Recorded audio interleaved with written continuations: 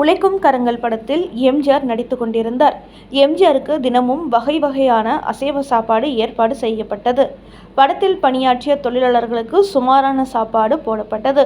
அவர்களுக்கு சாப்பாட்டில் முட்டை மட்டுமே வழங்கப்பட்டது. பொறுத்து பார்த்த தொழிலாளர்கள் ஒரு நாள் படப்பிடிப்பு இடைவெளியில் ஓய்வாக அமர்ந்திருந்த எம்ஜிஆரிடமே தயங்கி தயங்கி தங்கள் குறையை தெரிவித்தனர். விஷயத்தை அறிந்து கொண்ட எம்ஜிஆர் முகம் சிவந்தது. கோபத்தில் மேலும் குங்கும நிறமானது. நீங்கள் போய் வேலையை பாருங்கள், நான் பார்த்துக் கொள்கிறேன் என்று கூறி தொழிலாளர்களை அனுப்பிவிட்டார். மறுநாள் மதிய உணவு இடைவெளியின் போது தொழிலாளர்கள் வரிசையில் எம்ஜிஆர் சாப்பிட அமர்ந்துவிட்டார்.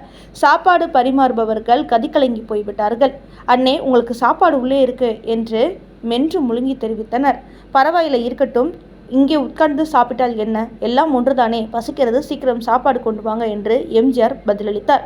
வேறு வழியில்லாமல் அவருக்கும் அங்கேயே சாப்பாடு பரிமாறப்பட்டது.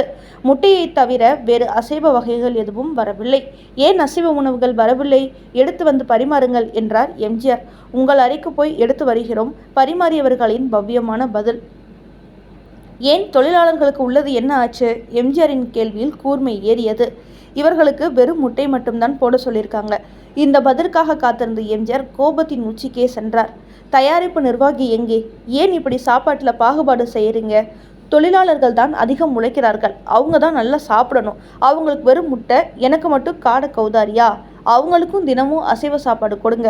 கம்பெனியால் முடியலைன்னா அதுக்கான செலவை என் கணக்கில் வச்சுக்கோங்க. சம்பளத்தில் கழிச்சுக்கிறேன் என்று எம்ஜிஆர் பொரிந்து தள்ளிவிட்டார்.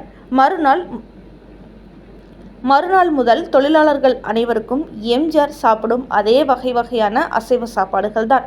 அவர்தான் எம்ஜிஆர்.